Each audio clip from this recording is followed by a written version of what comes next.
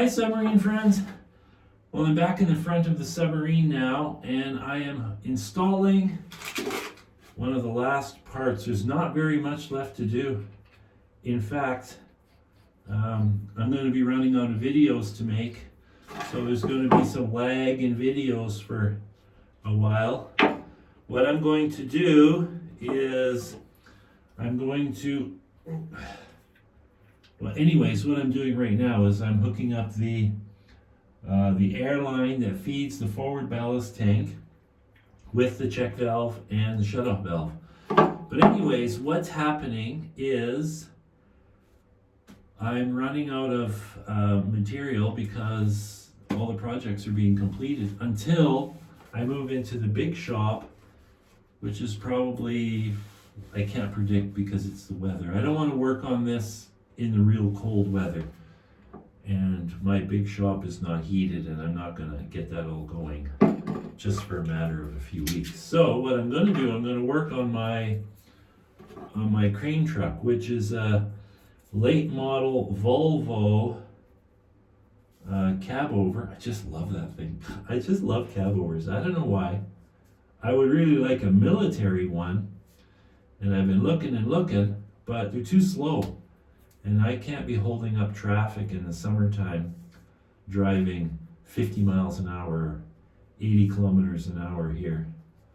So I'm gonna have to live with my Volvo. Anyways, it needs, when I bought it, it was a tandem axle truck, and I converted it to a single axle, mainly so that I can get in really, really tight places.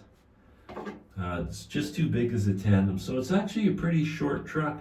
Because it's a cab over, if you put my 1-ton crew cab dually 4x4 beside it, the Volvo wheelbase is almost the same as the 1-ton. And the 1-ton has the worst turning radius of any truck I've ever driven, so it should be very similar, but the big difference is it's got a 10-ton crane in the back, but it's not four-wheel drive. That could be a problem. So I'm really rethinking the way that I would launch the Submarine. So I've been really racking my brains on that. But I'll sort it out. And I've actually been looking for a 5-ton air brakes front differential, because I could make that truck four-wheel drive. And what I would do is I would not bother with a transfer case and all that, drive shaft and everything. I would just put a hydraulic motor on the front axle. So, I would only use it for when I'm stuck. So I would it's got hydraulics, so I can just engage the front differential with a hydraulic motor, and it would just follow along with the rear end, because something would be spinning. So anyways, that's what I've been looking at, but I can't find a differential. They're really hard to find. And I would imagine if I did find one, it would be ultra super expensive. You see, there's lots of military 2.5-ton differentials out there. They're real easy to get. They're $1,000, but they're not air brakes. They're air over hydraulic. So, and my truck's air brakes. So that's gonna go there. So I just wanna orient this valve so that it's pointing down when it's closed. So it would sit like that. So that means that that's gotta go there. So anyways, again, I'm going to work on the Volvo, because I can do that in the cold weather. Could just work right in front. It won't fit in my shop. The crane is too tall to go through the door. So I'm going to take the back wheels off, check the brake drums, and it's got some problems. It's got an air leak. It's got an air leak. It's got the goofiest thing. It's got an air-powered wiper motor. I used to have vacuum powered wiper motors in the old stuff. I didn't know there was air powered, but anyways, that's what it has, and it's leaking air. So I'm going to take it all apart, it might be the control knobs, because there's two motors, independent wipers, one on each side. So it could just be the valve. I found a valve on Amazon, they're $200. Or it's the vacuum motor itself, I don't know. So I'm going to take it all apart. If it's a really big deal, I'm just going to convert it to electric, and I'll just put electric wiper motors on each side. So it's not a really big problem, that's for sure. Okay, so I want to get this check valve in here. So let me see, I just got to double check that I've got it going the right way. So it goes this way. So that means that this has to screw into here. I may have to screw it together in this position before I push it up to be horizontal, because I might not be able to get that on there. So that's what I'm going to be doing. So you guys won't be seeing me for a while, because I'm sure you guys don't want to watch me work on a truck, because this is all about a submarine after all. But I do need the truck for the submarine. That's really the only reason I have the truck. I bought the truck. Well, I needed the crane. So you can't build a submarine like this without that crane. Forget it. Don't even think about it. I use it all the time. So that's gonna go there. And then this goes here. This is a pretty small job. I do have to hook up my forward bilge pump, and I picked up some clear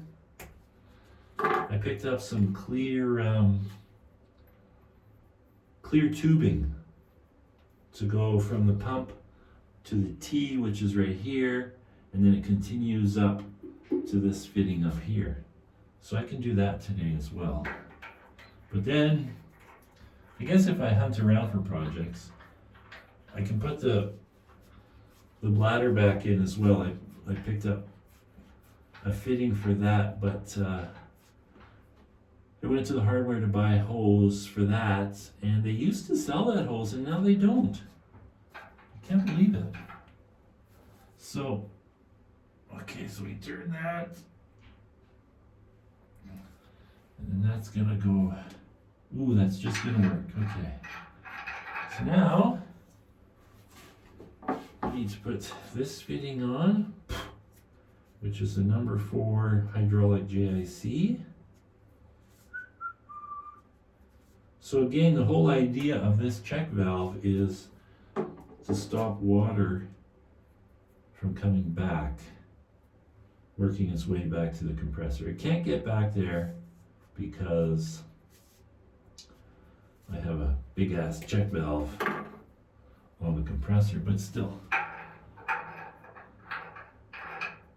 One compressor was wrecked by not having it, so now I'm going to double up on my safety features. Besides, I don't want water sitting in this hose because it could freeze. I'm always thinking about freeze potential, because I do live in Canada after all, and this thing is going to be used in the winter time, so we need to make it so that it can handle all the seasons. You know, I'm going to get in trouble here because I think I got to turn that once more. So I'm going to unscrew this.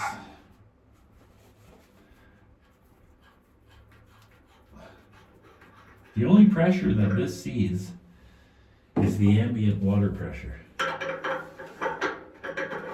The only thing is, I can't. Oh, here we go. That'll work. Yeah.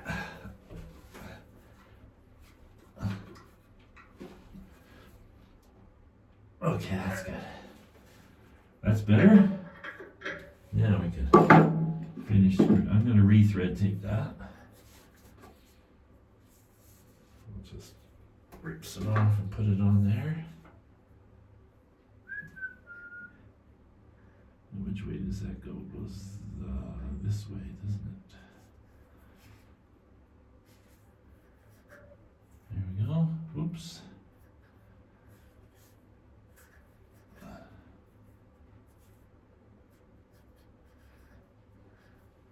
I'm trying to use all galvanized and brass. This JIC fitting is still steel, so I'll have to replace that down the road. I want all this to be corrosion resistant. Mind you, that's never going to see water, just air, but still air can be wet. Okay.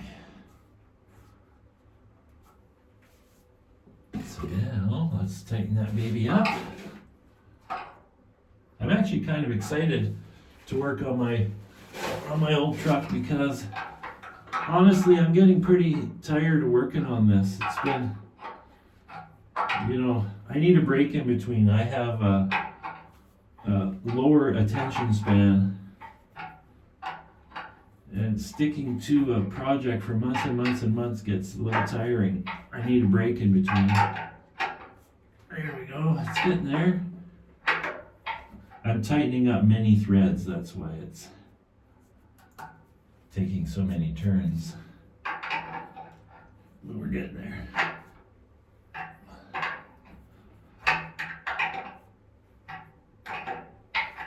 There we go, we're getting there.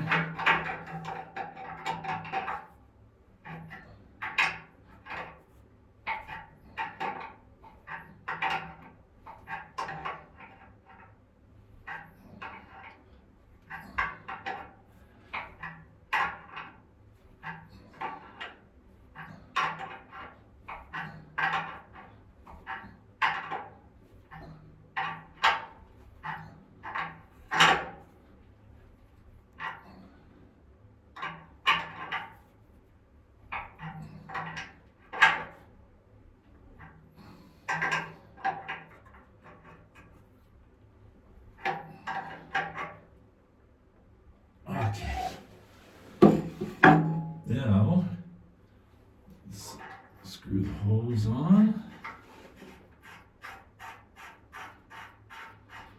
I'm probably going to change this hose because it's like 2 feet too long. Not that that really, oops, not that that matters a whole lot. I thought that fitting was tight, but I'm going to tighten it here.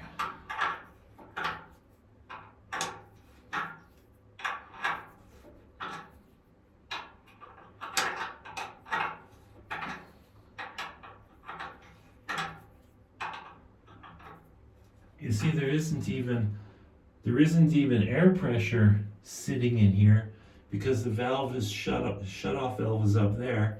So the only time there's air pressure in there is when I open that valve to send air here. And then on that side, the check valve stops the water pressure.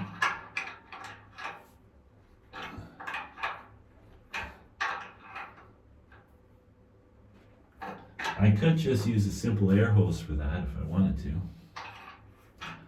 But I like using hydraulic lines because they're super tough. Should put a magnet there to hold that to the wall. So now we just need our, okay, so that's closed. So it'll sit like that open all the time.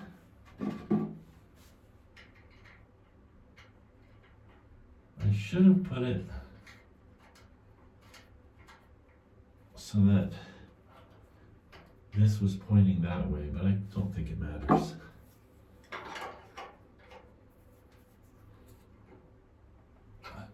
What matters is that we have a shut-off there. Okay.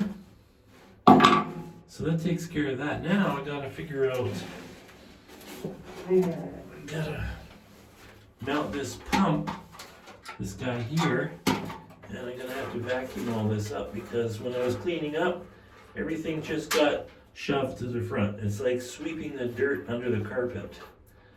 But I'm finding a bunch of 1/4-inch bolts, which I'm short on. Switches and wires.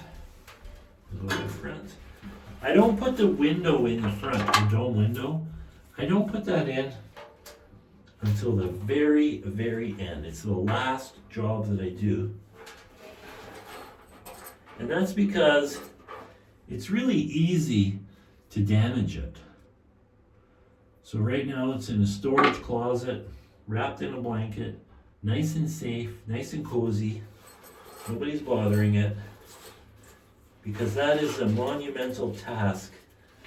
It took me 30 hours of machining to make that dome. Plus I had to do an annealing cycle in a computerized oven that we had to build. Well, I say we, but I have a friend who's an electrical engineer, and he actually did all the electrical part of the oven. So that was great. It was all computerized. It was pretty cool because the oven ran for, I think, 96 hours to come up to temperature and then back down. It had to be very, very super controlled within 2 degrees. And we could actually watch it from anywhere because he hooked it up so that we could, when he was at work, he could monitor it. And when I'm playing around upstairs on my laptop, I could monitor. It was kind of cool. It just followed a graph. It's really neat. Way over my head, that's for sure. So, anyways, that's why the window goes in last. I don't worry too much about those side windows because they're easy enough to replace, and they are so grossly overrated for this submarine that if I had to stick them in the lathe and take some thickness off to fix some damage, wouldn't matter at all. Because they're way, way, way overrated. Okay, so those windows can go, the windows in this conning tower could probably go 1,500 to 2,000 feet. No problem. Okay, so I'm gonna put that there. All right, submarine friends, I'm going to call that a day, and I guess I'll see you guys when I'm back to work on this, because the hiatus starts now.